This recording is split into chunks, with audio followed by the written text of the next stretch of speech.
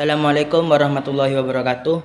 Perkenalkan, nama saya Ridho Abi Gufroni dari Prodi Bimbingan Konseling dan Islam. Saya di sini akan menjelaskan tentang filsafat ilmu, tentang sebatas alat dalam menemukan kebenaran. Pertama-tama saya akan menjelaskan terlebih dahulu tentang etimologi dan terminologi filsafat. Filsafat pada umumnya merupakan suatu disiplin ilmu yang wajib ditempuh bagi setiap mahasiswa pada jenjang S1, S2, dan juga S3.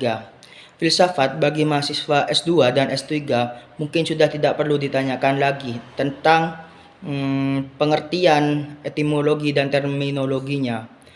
Karena paling tidak mereka telah mempelajari filsafat pada masa pendidikan sarjana yang telah mereka tempuh sebelumnya. Namun bagi mahasiswa baru seperti saya ini, filsafat itu masih asing bagi saya karena di sekolah dasar, di SD, SMP, dan SMA dulu tidak pernah diajarkan tentang filsafat tersebut. Kemudian banyak pertanyaan-pertanyaan yang mungkin terbenak dalam pikiran-pikiran kita. Terus kemudian dengan adanya ini maka akan ada beberapa pertanyaan terkait kenapa alasan filsafat tidak diajarkan pada siswa. Apakah filsafat begitu rumit untuk diajarkan pada remaja di usia yang masih labil? Ataukah filsafat terlalu bahaya jika dimiliki oleh seseorang yang belum cukup secara akal, sebagaimana yang orang kebanyakan bilang terkait disiplin ilmu ini? Pertanyaan-pertanyaan inilah yang kerap kali muncul dalam benak mahasiswa baru seperti saya ini pada mata kuliah filsafat ilmu dengan tatapan yang agak sinis pada dosen pengampunnya. Menyikapi pertanyaan-pertanyaan tersebut, sebenarnya hal tersebut sangat sederhana. Sebagaimana ungkapan pepatah Melayu yang mengatakan tak kenal maka tak sayang maka tak cinta. Justru ketika kita amati secara seksama, filsafat adalah sebuah alat untuk berpikir sebagaimana dalam istilah pesantren yang mengatakan ilmu alat untuk dua disiplin ilmu, yaitu ilmu nahwu dan shorof. Pada prakteknya, nahwu dan shorof bukan ilmu inti yang pasti diterapkan di masyarakat. Namun, tanpa ilmu nahwu dan shorof, maka kita selaku santri tidak akan bisa mengartikan dan membaca kitab gundul.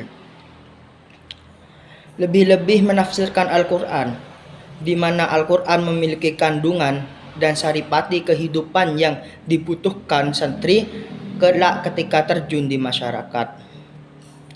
Untuk lebih sederhananya, jika petani membutuhkan celurit sebagai alat pencari rumput dan cangkul untuk membajak sawah, mesti diingat bahwa celurit dan cangkul bukanlah tujuan dari petani untuk dijadikan makna pada anak istrinya, melainkan celurit dan cangkul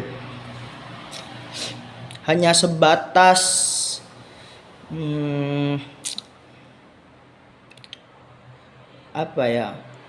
celurit dan cangkul itu hanya sebatas alat pertanian belaka hingga mereka dapat menjalani kehidupan sebagai peternak bagi hewan peliharaannya, dan petani dalam mengolah perkebunan guna memberi nafkah bagi anak istrinya berupa nasi dan lauk pauk sebagai penyambung hidup mereka.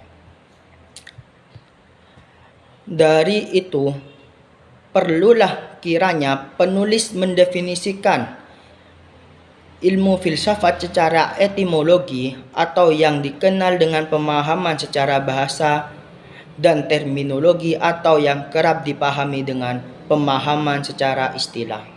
Pemahaman secara etimologi dan terminologi bagi kehidupan akademik sangatlah penting, karena tidak banyak mahasiswa yang mampu dalam membuat definisi pada benda-benda yang sebenarnya sangat mereka kenal dan fahami sebelumnya. Adapun sulitnya dalam membuat definisi sesulit masa lalu Anda yang ingin mengungkapkan perasaan cinta pada teman sekelas di masa SMP dulu? Sebelum kita melangkah memahami filsafat secara terminologi, akan lebih baik kita pahami filsafat secara etimologi terlebih dahulu. Filsafat berasal dari dua suku kata, yaitu Yunani dan juga Philia dan Sophia. Philia artinya cinta dan Sophia adalah kebijaksanaan. Cinta dan kebijaksanaan, begitulah mereka bangsa Yunani memberi nama filsafat yang merupakan ilmu paling rumit dan paling tua di muka bumi ini, hingga disebut sebagai induk dari segala macam ilmu pengetahuan. Sementara definisi filsafat secara terminologi sebagai pendapat para ahli mengenai definisi sebagai berikut. Pythagoras pernah mengungkapkan filsafat adalah cinta dan kebijaksanaan. Socrates juga pernah mengatakan filsafat adalah suatu peninjau dari yang bersifat reflektif atau merenungkan terhadap asas-asas kehidupan yang adil dan bahagia. Untuk memberikan penyederhanaan pemahaman akan definisi filsafat secara terminologi, penulis akan mengulas dengan sebuah pengalaman saat penulis memberikan kuliah filsafat ilmu di hari pertama perkuliahan. Pada saat itu ada seorang mahasiswa dan kritis bertanya, kenapa filsafat berasal dari kata cinta? Bukankah kata itu terlalu sederhana bagi kami yang sudah menginjak dewasa dan sudah pernah melalui masa-masa di mana cinta itu tumbuh subur pada awal masa SMA dulu? Kemudian pertanyaan kedua, kenapa cinta bersanding dengan istilah kata bijaksana? Dan kenapa tidak disandingkan dengan istilah kasih sayang yang lebih romantis dan lebih tepat jika disandingkan dengan kata cinta daripada dengan kata bijaksana? Jawaban yang pertama yang disampaikan oleh penulis, tidak semua orang dapat memahami kebenaran cinta. Pada umumnya, mereka mentafsirkan ketertarikan pada lawan jenis adalah cinta. Keinginan untuk memiliki adalah cinta. Padahal keduanya itu bukan cinta. Cinta itu memberi, bukan meminta. Seorang yang cemburu pada dasarnya karena ia takut kehilangan dan sifatnya permintaan kesetiaan pada sang dicintai.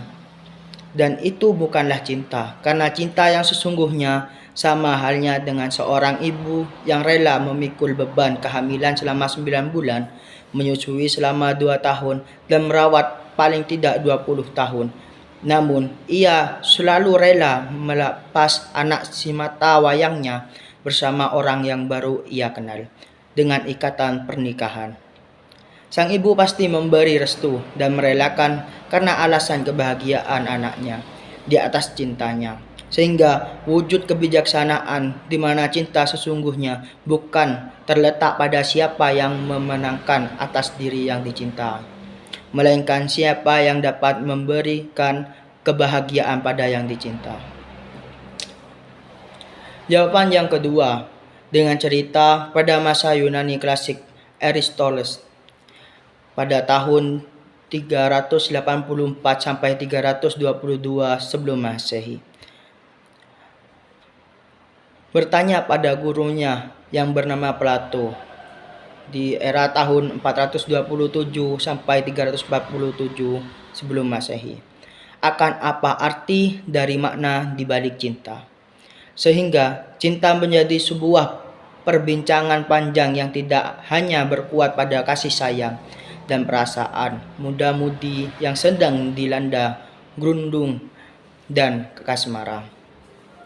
Suatu ketika Aristoteles bertanya kepada gurunya, yaitu Plato, "Wahai guru, saya selepas diskusi panjang tempo hari Tema cinta dalam diskusi itu membuatku tidak bisa tidur.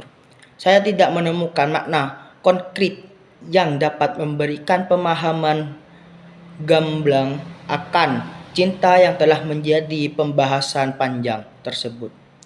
Dari itu, sudikah guru memberikan pemahaman yang sederhana bagiku tentang apa itu cinta? Mendengar pertanyaan itu, gurunya tersenyum, lalu berkata kepadanya, "Kalau kamu ingin tahu apa itu cinta, pergilah ke arah matahari terbenam. Di sana ada taman bunga. Pilihlah lalu petik satu bunga yang paling ideal menurut kamu. Bawa ke sini dan tunjukkan padaku bunga terindah pilihanmu. Dengan syarat, bunga yang kau pilih adalah bunga yang berada tepat di depanmu. Dan jangan sekali-kali kau menoleh atau melangkah ke belakang." Tanpa berpikir panjang, Aristoteles atau muridnya tersebut pergi meninggalkan gurunya menuju taman bunga dan mencari bunga terindah pilihannya. Tidak jauh dari ia melangkah, ia menemukan bunga melati yang indah rupawan. Namun tidak dipetik karena ia berpikir bahwa di depan sana masih akan ada bunga yang lebih indah daripada bunga yang ia lihat saat itu. Sepanjang perjalanan ke depan, ia tidak menemukan bunga yang melebihi keindahan dan keelokan daripada bunga yang ia temukan sebelumnya.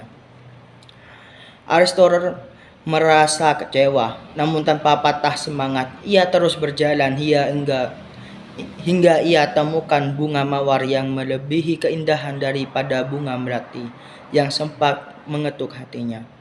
Aristoteles meyakini bahwa bunga itu adalah bunga terindah, tapi hatinya berbisik bahwa akan ada bunga yang lebih indah lagi daripada yang ia lihat saat itu. Kemudian Aristoteles melanjutkan langkahnya. Ia terus berjalan dan meninggalkan bunga mawar terindah yang sempat ia lihat, hingga sampai pada ujung taman dan membuatnya pulang dengan tangan hampa. Aristoteles menghampiri gurunya, yaitu Plato, dengan tangan kosong. Plato pun tersenyum. Ia bertanya, "Kenapa kamu tidak mendapatkan sepucuk bunga pun yang ideal dan bisa kau tunjukkan padaku?" Aristoteles menjawab, "Pada awalnya saya telah menemukan bunga melati yang cukup ideal bagi saya. Namun saya melewatinya. Kemudian saya menemukan bunga mawar dan saya juga melewatinya. Saya berpikir bahwa di depan sana masih akan ada bunga yang lebih indah daripada yang kutemukan saat itu. Hingga pikiranku mengatakanku pada sampai ke ujung taman dan membuatku kembali dengan tangan hampa seperti ini." Dengan senyum, gurunya menjawab, "Itulah cinta. Iya, itulah yang namanya cinta. Semakin kamu mencari yang sempurna, maka yang sempurna tidak akan pernah kau temukan. Itu hanyalah rayuan pikiranmu belaka."